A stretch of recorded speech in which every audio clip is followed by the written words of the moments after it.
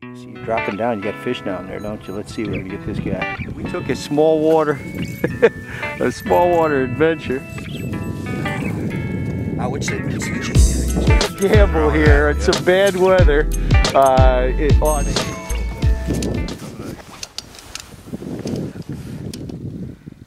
right, Jeff. Not a bad morning. We took a gamble here. We had all that snow last night. We didn't have our vehicles with us, so we took a small water, a small water adventure, and it's paid off for us. We're pulling out, and we've actually got some quite a number of them bigger than that. That's a decent deal. Yep. But most of them that we've pulled out have been a little bit bigger than that. Had some small pumpkin seed as well. Yeah, that's actually I think we got a small bluegill there. That's a little on the small side, but you know, we don't have to catch only the giant whoppers. We can get some of those too. In fact, it's probably a lot better for these small lakes if we don't go overboard and catch too many of those. That's a great point. The really big ones. In fact, a friend of mine, he likes to say, catch 1 over 9, let the rest of them go. Yeah, absolutely. And I'll tell you something. What we did here, we had a lot of snow last night, and we had to come up with a game plan. The only problem is we're not equipped with snow machines and all kinds of fancy contraptions. We've been driving on the lakes for almost a month now, so we got kind of used to driving around and going anywhere we wanted to.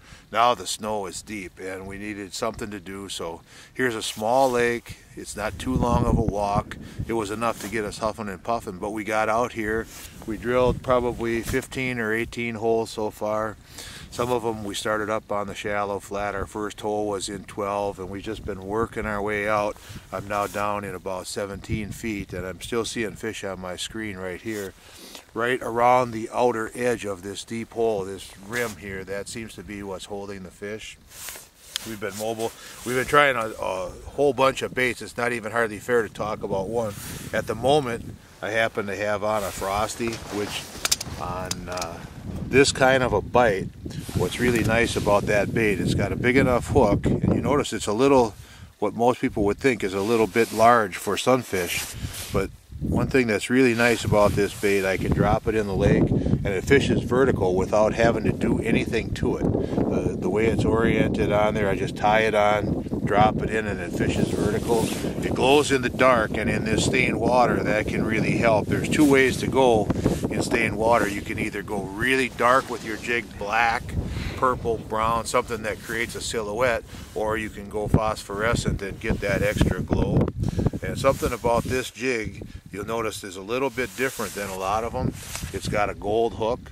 Long time ago, a trout fisherman taught me that sometimes all you need different is a gold hook, and this one has that. And I like that gold hook. It's big enough that I can throw 3 or 4 wax worms on it. If I drop this down and I get fish looking at it but they won't eat it, then we quick grab another pole. We've got them spread out around the ice right now, but we've got 3 or 4 poles rigged up. I've got a bug on one of them and a toad on a different one, a little Frosty spoon on a different one, and then of course my old standby, the Frosty. That works great.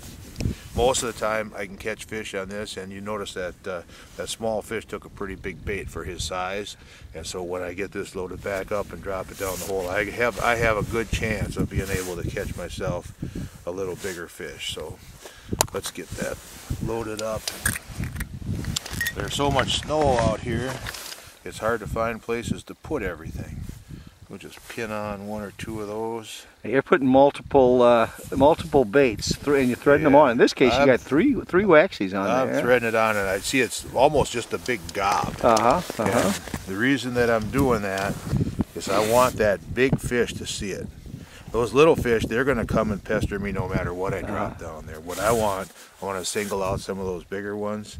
We can get a couple of really nice pictures and let those go. And then those smaller fish, they're going to come along under any circumstance, and we'll be able to get a few fish for a fish fry, get a few fish for a nice picture, release them, and it should turn out to be just a real nice day on the lake, especially now that we're out here. It's so quiet.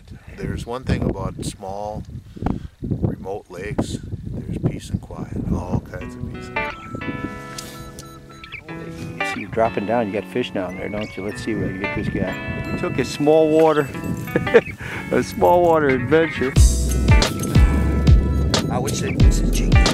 Gamble here. It's some bad weather on a